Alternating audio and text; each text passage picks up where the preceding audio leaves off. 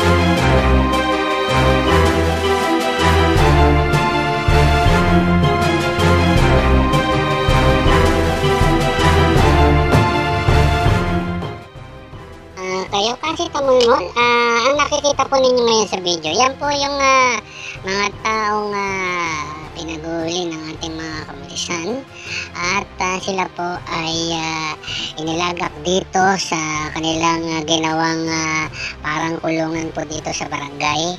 At nakikita po ninyo, ayan, sila po ay pinagtipon-tipon dito at pinangangaralan ng barangay chairman dahil nga sa ginagawa nilang pagsaway dito sa quarantine. Dito naman po sa gawin ng Tondo, Manila ay may nagaganap pong isang napakalaking sunog kaninang umaga at ito po ang kuha nating video para sa kaalaman ng ating mga manonood.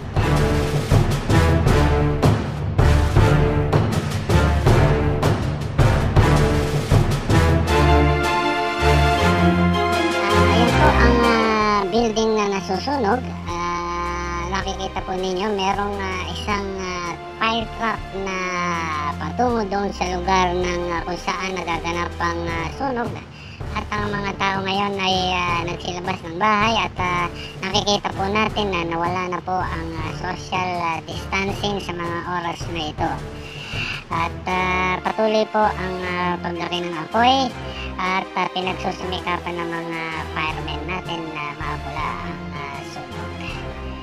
At yan po, at nakikita pa rin natin ang mga tao ay patuloy na nag-iipon-ipon at sana ay matapos na ang sunog na ito. Dito naman po sa ating nakalap ng balita, isa naman pong Grab rider ang nahuli sa checkpoint na may dala-dalang mga alak at siya ay nasita sa checkpoint at sigurado po siya ay makakalaboso at palagay ko ay makukulong po ang rider na ito.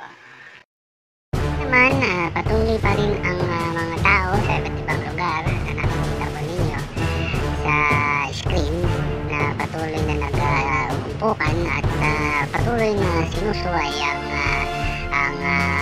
quarantine na pinatutupad ng ating pamahalaan.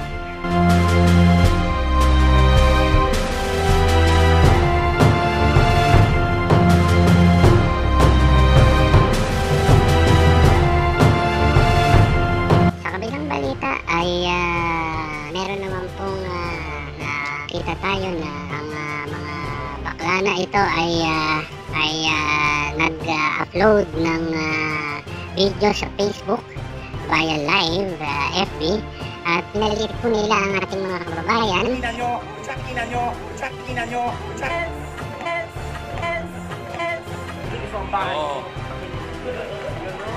Nililipak na namin yung mga pagkain, yung mga batukan kayo. Nililipak na namin yung mga pagkain, yung mga patay gutom. Nililipak na namin yung mga pagkain, yung mga patay gutom.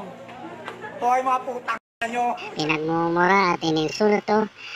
Sila po ay nag-repack lamang ng mga pagkain at hindi naman pala kanilang pera ang ginastos. Nasa huli talaga ang pagsisisi. Magandang araw po sa inyo. Ako nga po pala isa pong nag-viral sa video na napanood niyo po. Humingi po ako ng sorry, pasensya po. Talaga lang ako pa napanood. Hindi po namin intensyon na ganun po yung yan, pero sorry po. Pasensya po. Alam po natin na marami pong galit sa amin, pero pasensya na po, sorry po talaga.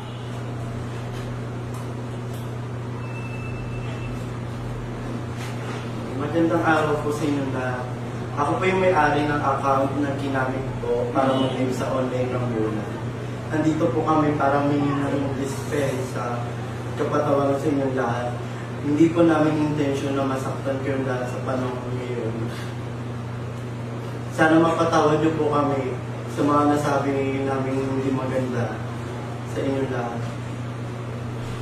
Magandang umaga po sa inyong lahat. Ako rin po yung isa po sa nag-viral na video. Nangihingi po ako ng kapatawaran po sa inyong lahat. Hindi po namin sinasadya yung mga sinabi po namin doon.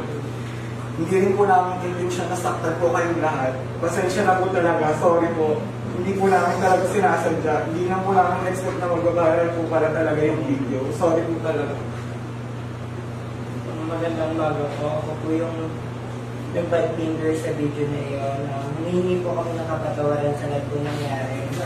Sa lahat po nung nasaktan at tamaan ng video na iyon, patawad po sa lahat ng mga nasabi namin.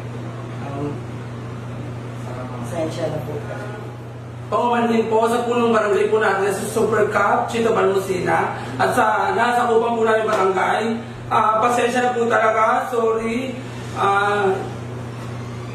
Talaga pong iiyak po kami dahil alam namin na hindi namin po namin ginusto to na sa sitwasyon natin ngayon.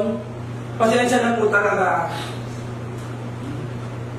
And humihingi po kami lahat, kaming apat, ng kapatawaran at dispensa sa inyo lahat. Lalong-lalo na sa ating barangay, sa barangay Orisili, lalong-lalo na kay Chito Kapal Orisili. Nangangako po kami na hindi na po namin ulitin.